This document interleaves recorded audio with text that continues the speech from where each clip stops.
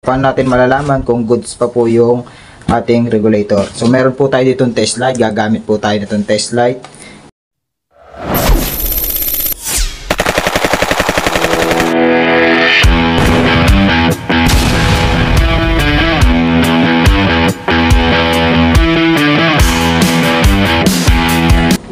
So yung WhatsApp mga ka-idol, ito may panibago na naman po tayong tutorial. So ituturo po sa inyo kung paano po mag-test ng regulator o i-check po natin to kung ito ay mga goods pa or hindi na. So paano nga ba mag-test light na to mga ka-idol? So ito pong tutorial na to mga ka-idol ay para po sa inyong lahat, no? Yan. So bago nga pala natin to mga ka-idol umpisahan, kung bago pa lang po kayo sa aking YouTube channel, please like and subscribe at huwag nyo na rin po kalimutan i-hit the notification bell para lagi kayong update sa tuwing mag-upload tayo ng video. So yan mga ka-idol, umpisahan na po natin tong tutorial natin. So ang una po natin mga ka-idol gagawin dito, ito pong regulator na Liwa. Yan, Liwa po siya, Liwa brand.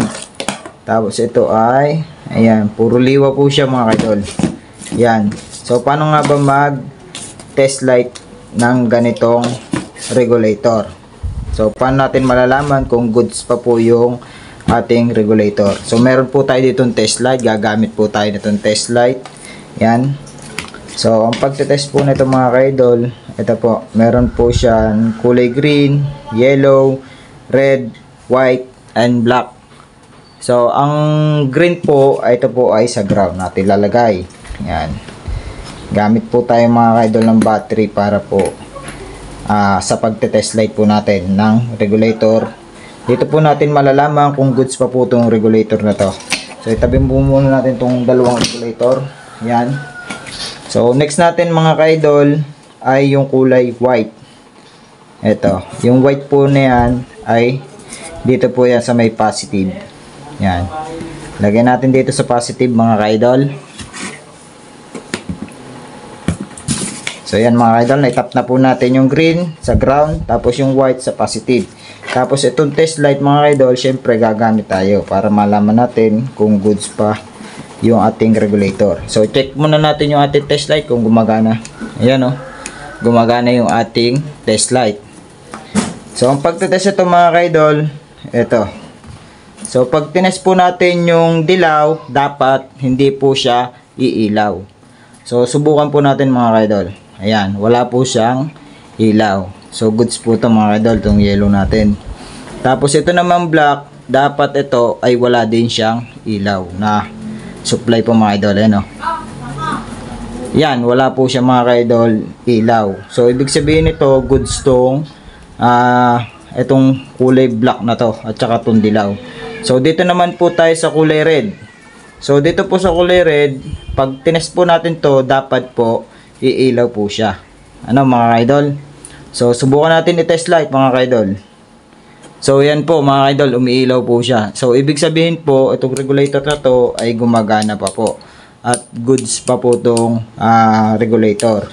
So pag po ito'y sira na mga ka-idol, pag ito tinest light nyo, meron tong, siyempre meron tong red, tapos itong yellow ay nagkameron, siyempre ibig sabihin yan, sira na yung ating charging, yung regulator natin. So ito naman black, pag yan ay nagkailaw din, ibig sabihin yan, sira na. So nag-short circuit na po siya mga ka-idol. Yan, sira na po yung regulator na yan. So ibig sabihin ito mga ka-idol, umiilaw to, tapos dito sa kulay dilaw ay hindi. So ibig sabihin yan, goods pa po yung ating regulator. So goods pa po ito mga ka-idol. So sa iba naman tayo mga ka-idol, ibang regulator naman tayo, no? Yan. So dito naman po tayo mga ka-idol sa isang regulator. Ito, Liwa rin po ang brand na to. So subukan natin to kung ito goods at gumagana pa. Subukan natin to. Yan, ipit na natin tong ating test light dito. So sa ground. Yan. So yan, same procedure pa rin po mga ka-idol, no. So itong kulay white ay dito po sa ating positive. Yan, sa positive po natin ito ilalagay.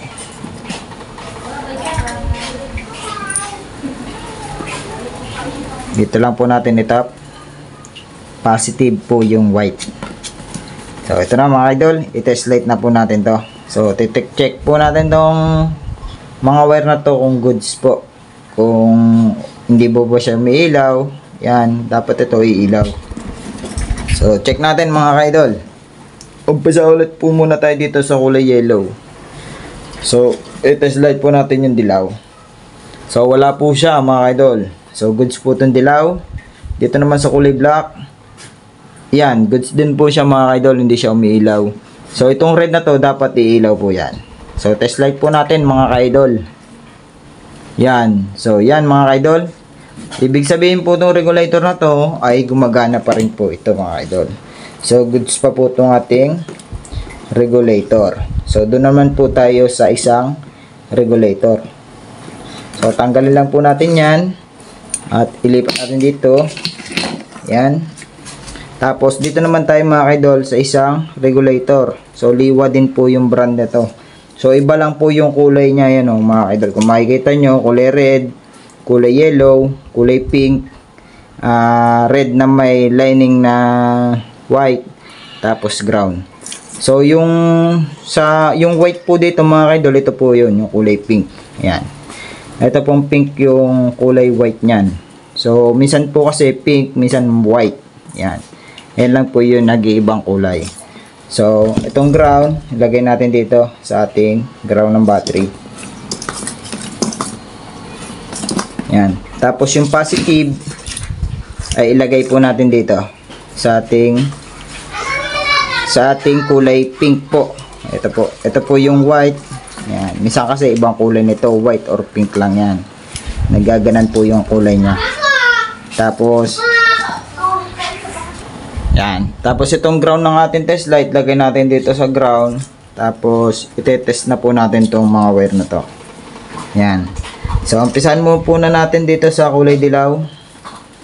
So yan, wala po siyang ilaw. Goods po yan mga idol, yung dilaw natin. Tapos dito naman sa ating kulay red na papuntang battery po ay test light po natin. So goods po mga idol, na ilaw po siya.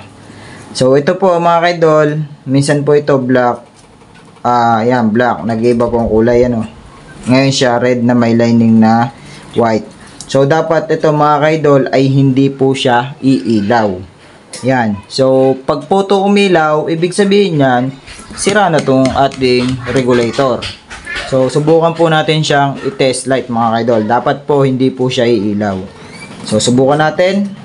Yan, umilaw siya mga kaidol. So, ibig sabihin mga kaidol ay sira na po itong ating charger na to. Yan. Sira na po yan charger na yan. Dapat hindi po siya iilaw. Yan dapat ganito siya. Hindi siya umilaw. Dapat ang iilaw lang po dyan mga kaidol ay itong kulay red na papuntang battery natin. Ito po yung magsusupply. Ito po yung may dalang supply papuntang battery para po mag-charge yung ating battery. So ito po mga kaidol, umilaw siya. So ibig sabihin sira na tong regulator na to. So yun lang po mga kaidol So sana may natutunan naman po kayo sa aking share na video. So bago po ang lahat mga kaidol, kung bago pa lang po kayo sa aking YouTube channel, please like and subscribe at huwag nyo na rin po kalimutan i-hit na notification bell para lagi kayong update sa mga video ko i-upload. So yun lang po mga kaidol, maraming salamat po sa pagsubaybay nyo sa aking mga video. So yun lang, maraming salamat. God bless po sa inyo lahat.